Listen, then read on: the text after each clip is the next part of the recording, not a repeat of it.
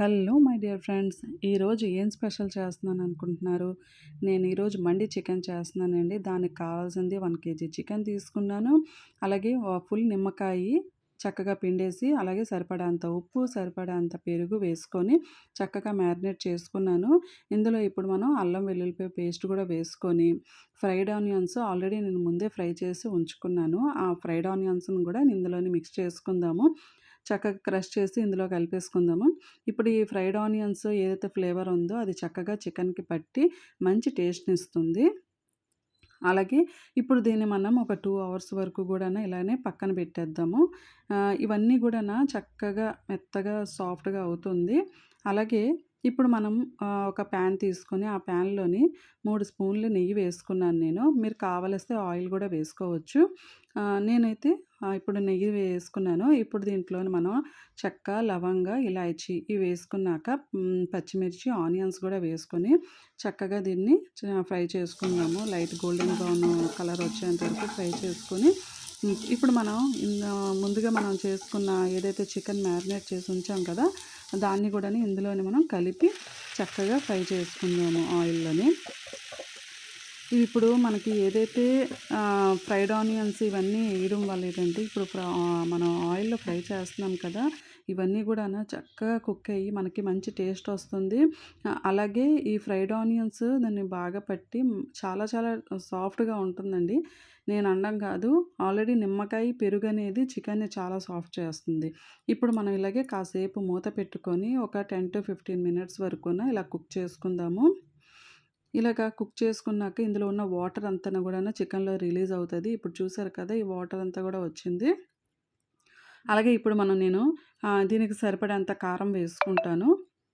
ఈ కారం గూడాను మనకి ఆహ్, ఆల్రెడీ పచ్చిమిర్చి ఏదైతే ఉందో అది ఘాటైన పచ్చిమిర్చి కాబట్టి నాకు ఈ 1 స్పూను కారం సరిపోయింది. అలాగే ఇందులోని 1 స్పూను ధనియా పౌడర్ గూడా వేసుకున్నాను. ఇవన్నీ గూడాను మసాలాలు చక్కగా మనం ఫ్రై చేసుకుందాము.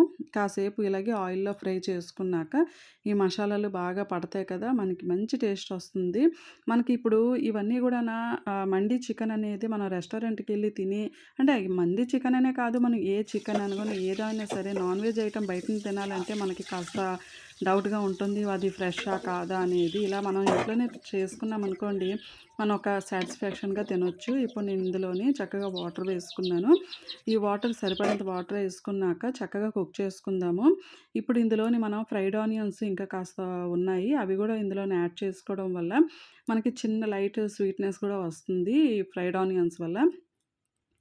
కాబట్టి మీరు గూడాను ఇలా ఇంట్లోనే ప్రిపేర్ చేసుకోండి. మనం హ్యాపీగా అందరం తినొచ్చు. ఫ్రెష్ చికెన్ తీసుకొనొచ్చి. తర్వాత ఇప్పుడు ఇది ఇలాగే కుక్ చేసుకున్నాక ఇది చూసారా, ఆనియన్స్ కూడా చక్కగా మెల్ట్ అయిపోయాయి. ఇప్పుడు మనం ఇంకా కాసేపు ఇందులో ఉన్న వాటర్ అంతా గూడా ఇంకిపోయే వరకు మూత పెట్టుకొని కుక్ చేసుకుందాము.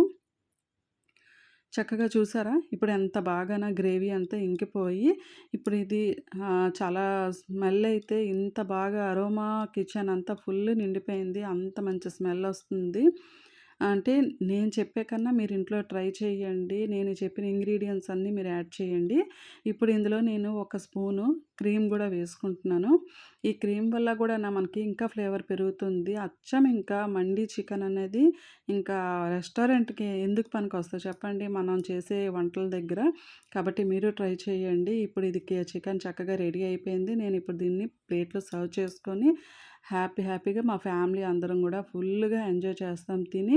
మీరు గూడా ఇంట్లోని చక్కగా దీన్ని ప్రిపేర్ చేస్తారని అనుకుంటున్నాను. ఇప్పుడు చూడండి, దీని మీద ఇంకా నేను ఒక స్పూను క్రీమ్ యాడ్ చేశాను.